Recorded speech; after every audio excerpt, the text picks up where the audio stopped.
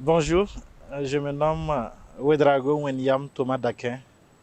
Je suis le président du mouvement Culture et Action, une association qui évolue dans le domaine de la valorisation du patrimoine culturel et des expressions culturelles.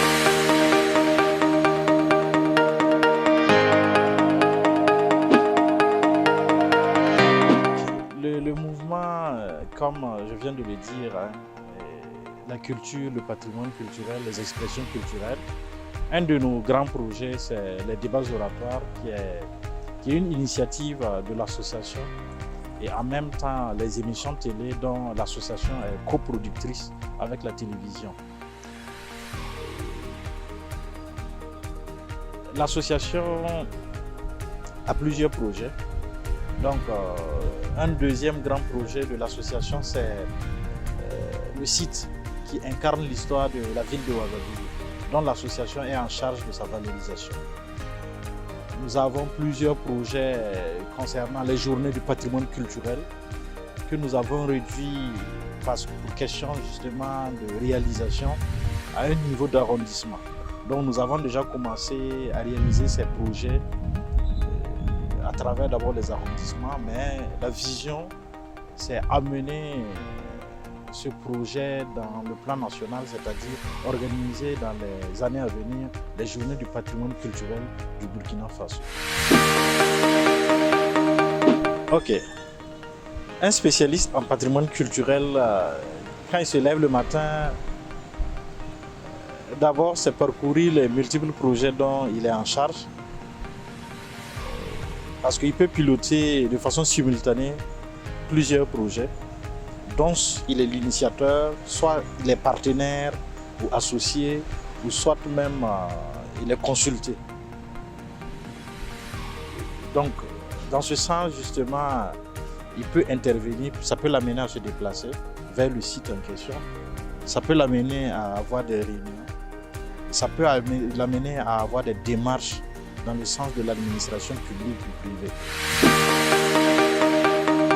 Dans le domaine de la valorisation du patrimoine culturel, ce que ça demande, c'est en plus d'être créateur et innovant, parce que c'est un domaine, je peux dire, vierge au Burkina Faso.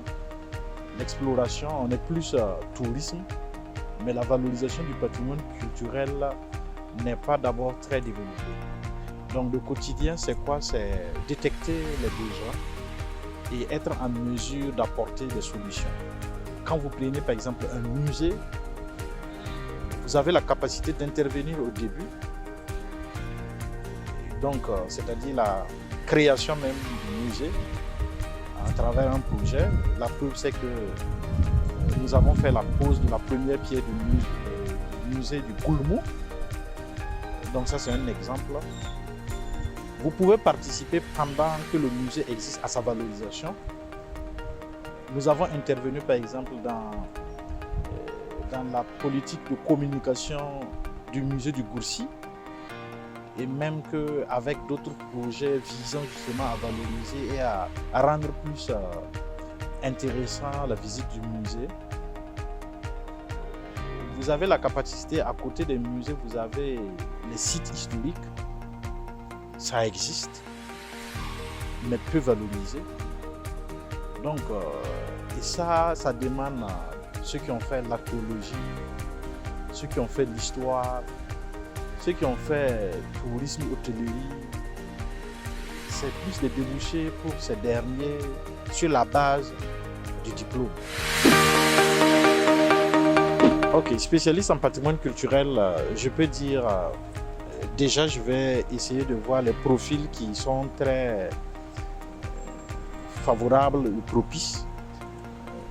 Il y a déjà naturellement l'historien, l'archéologue,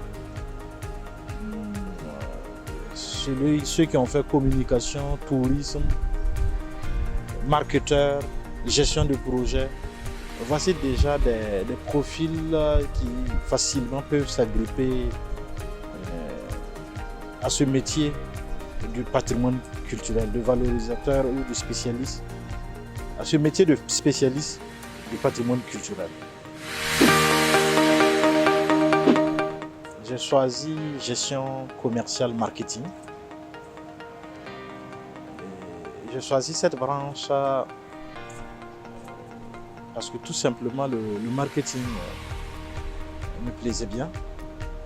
Donc je me voyais marketeur, mais orienté plus culturel. Okay? En termes de tâches spécifiques, simple, c'est vendre un produit, vendre un service. Ok? Donc, comment les vendre, comment les rendre agréables, accessibles ou attractifs. Voici des questions que le marketeur va se poser. Et je l'extrapole maintenant dans le domaine du patrimoine culturel, tout simplement. Maintenant, l'extrapolation que j'ai eu à faire entre marketing et patrimoine culturel, c'est que j'ai constaté que nous avons une richesse dans le domaine du patrimoine culturel, mais non exploitée, non explorée, non valorisée. D'où justement, j'ai vu en moi cette possibilité de pas commercialiser, mais de valoriser. Donc ça m'a poussé justement à avoir des approches historiques, avoir des approches archéologiques, avoir des approches sociologiques pour pouvoir davantage me spécialiser et être à mesure de faire de bonnes propositions. Voilà. Pour illustration, déjà en 2012, les ruines de l'Européenie n'étaient pas encore reconnues comme patrimoine mondial de l'UNESCO. J'avais déjà proposé au ministère de la Culture un projet qui visait justement déjà à valoriser ce site historique. J'ai proposé 2 projets, c'était une visite virtuelle, donc de là où tu es à travers le monde, que tu puisses visiter les ruines de l'Européenie. Le deuxième projet visait à rendre, à faire de l'Européenie un jeu électronique. Voilà, donc de ces 2 projets, vous voyez que ici, le marketeur, c'est prendre le produit qui est justement le patrimoine, le rendre attrayant justement à travers le jeu, le rendre aussi par exemple accessible à travers justement les visites virtuelles. Et c'est ça, la valorisation du patrimoine culturel. Déjà avec mon diplôme de technicien supérieur, je me suis déjà lancé. Donc, technicien supérieur en marketing, tu peux déjà te lancer dans la valorisation du patrimoine culturel. Maintenant, avec l'expérience acquise avec le temps, j'ai décidé de me spécialiser davantage, surtout en gestion des projets en master. Avec encore ma petite expérience, parce que j'ai eu à faire des cours formation continue. Donc j'avais un temps libre le matin, j'étais plus disponible le matin. Voilà. Donc l'avantage déjà avec la formation continue, c'est que tu as la possibilité même de payer ta propre scolarité avec le travail que tu vas faire les matins. L'inconvénient, c'est que si tu ne te mets pas trop au sérieux, facilement tu décroches. C'est ça l'inconvénient. Mais ce que je peux donner comme conseil, il y a un minimum de niveau. Quand un étudiant atteint ce niveau, moi je pense qu'il doit penser projet, il doit penser action, il doit penser agir avant peut-être de continuer en formation continue s'il veut se spécialiser. Au lieu de continuer faire plusieurs années pour avoir un diplôme alors que le diplôme inférieur ne t'a même pas permis d'avoir un emploi ou de créer un emploi. Être dans le privé ou dans le public, bon, je peux dire que Pour d'autres, hein, être dans le privé, c'est une opportunité, compte tenu justement de la scolarité. Mais en même temps, avec le temps, j'ai remarqué que ceux du privé ont moins de temps que ceux du public. Donc, c'est-à-dire que ceux du public aussi ont cette possibilité de monnayer le temps. Ils ont cette possibilité pendant les temps libres et autres, ils peuvent faire des recherches. Parce que personnellement, avec mon expérience, les recherches hors cours, hors études, a compté pour 80% dans mon domaine. Surtout que j'étais pratiquement la première structure officielle de valorisation du patrimoine culturel. Vous venez d'avoir le bac et vous souhaiterez, dans les jours à venir, valoriser le patrimoine culturel, être un spécialiste du patrimoine culturel. Sachez déjà que vous devez vous intéresser à la chose culturelle. Vous devez vous intéresser au patrimoine culturel.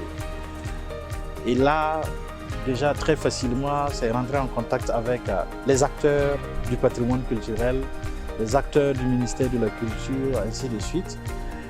Et savoir que déjà dans ce domaine, comme je l'ai dit, il y a des qualités.